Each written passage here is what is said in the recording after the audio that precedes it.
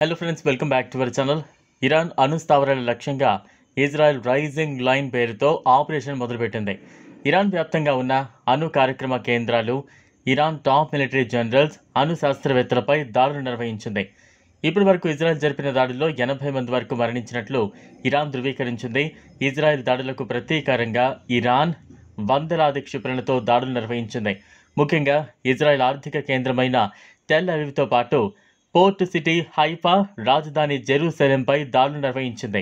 ఈ దాడుల్లో 10 మంది ఇజ్రాయిలీలు మరణించడంతో పాటు 300 మంది వరకు గాయపడ్డారు. తాజాగా వస్తున్న సమాచారం ప్రకారం ఇరాన్లోని పశ్చిమ ఖోరామాబాద్లోని దాని అండర్ గ్రౌండ్ మిసైల్ సిటీపై ఇజ్రాయెల్ దాడి చేసినట్టు తెలుస్తోంది. ఈ దాడిలో ఇరాన్ మిసైల్ సిటీ నాశనమైంది. మార్చి 2025లో ఇరాన్ తన శక్తిని ప్రదర్శించేలా ఈ మిసైల్ సిటీ వీడియోను షేర్ చేసింది. అండర్ గ్రౌండ్లో ఉన్న మిసైళ్లను చూపించింది.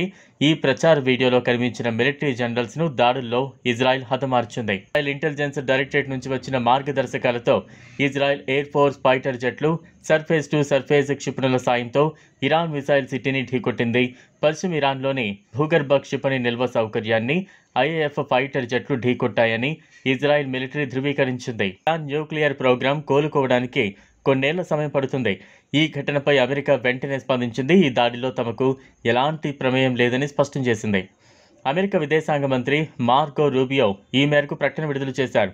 ఇరాన్పై ఇజ్రాయెల్ ఏకపక్షంగా చర్యలు చేపట్టిందని పేర్కొన్నారు.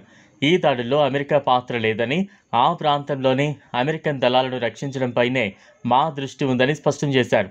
భారత ఎంబసీలు హెచ్చరికలానే ప్రస్తుత ఉద్రిక్తతల దృష్ట్యా ఇరాన్, ఇజ్రాయెల్లోని భారతీయులు అప్రమత్తంగా ఉండాలని ఇండియన్ ఎంబసీ సూచించింది.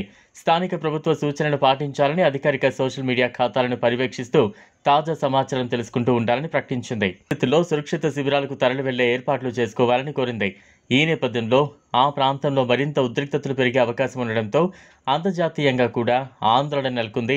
ఈ పరిణామాలపై అమెరికా తక్షణమే స్పందించింది.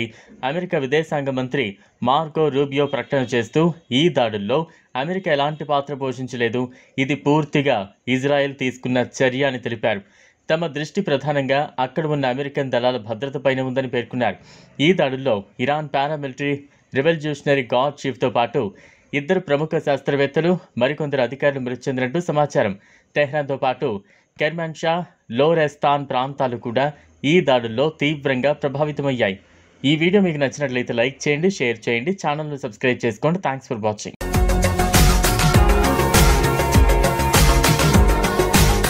మరిన్ని అప్డేట్స్ కోసం మా ఛానల్ని సబ్స్క్రైబ్ చేయండి.